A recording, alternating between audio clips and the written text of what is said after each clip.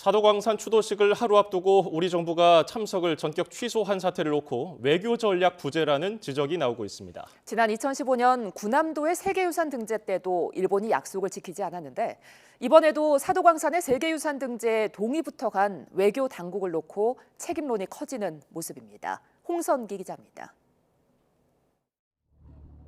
지난 2015년 일본은 군함도를 유네스코 세계유산으로 등재하면서도 우리나라 반대를 무마하기 위해 약속을 내세웠습니다. 그러나 희생자를 기리는 정보센터는 군함도가 아닌 도쿄에 세워졌고 강제성을 부인하는 자료가 버젓이 전시됐습니다. 일본이 아직도 약속을 지키지 않는 상황에서 사도광산의 세계유산 등재에 동의한 것을 두고 비판이 일었지만 정부는 이번은 다르다고 주장했습니다. 군함으로 하겠다는 거를 일본 정부가 이행하지 않고 있는데도 불구하고 똑같은 성격의 사도광산에 대해서는 우리가 등록을 동의해줬지 않습니까? 이행 조치를 확보했기 때문에 등재 동의해 준 거 아닙니까? 아니 군함도. 그러나 일본은 이번에도 세계유산 등재 이후 태도를 바꾸는 듯했고 우리 정부가 오히려 급해지는 모습이 됐습니다. 지금 유네스코 사무국과 세계유산위원국 등을 대상으로 우리 정부 입장을 설명하고 협조도 당부하고 있고 일측에는 우리와 했던 약속을 충실히 이행할 것을 지속적으로 촉구하고 있습니다. 또 계속 촉구하겠습니다.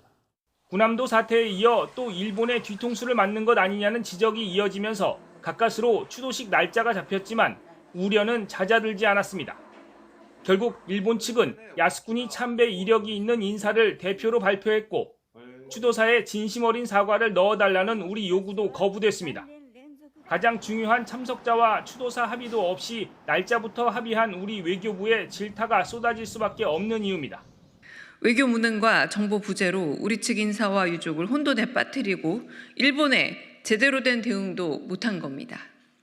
우리 정부는 초청이라는 형식에도 불구하고 비용 지원도 받지 못한 채 외교부 예산으로 유족들을 동반해 이미 일본으로 출국까지 한 상태에서 행사 참석 취소를 발표했습니다. 정부는 유족들과 현지에서 별도 행사를 열겠다고 했지만 전략 부재에 따른 외교 실패라는 지적과 함께 책임론을 피하기 어려워 보입니다. YTN 홍성기입니다.